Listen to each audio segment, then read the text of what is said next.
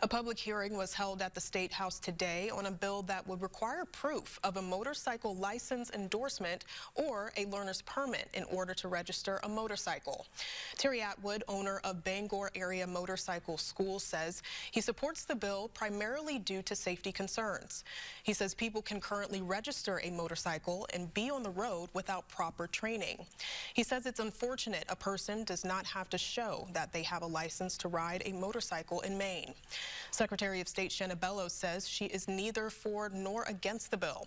She agrees people need to take rider education specifically for motorcycles, but says there may be reasons the rider is not the registrant.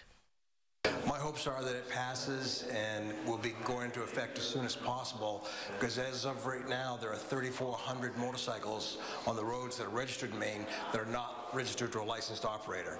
So we have thousands of people out there riding who have not had hands-on training. We understand that sometimes it is not the rider who's registering a vehicle.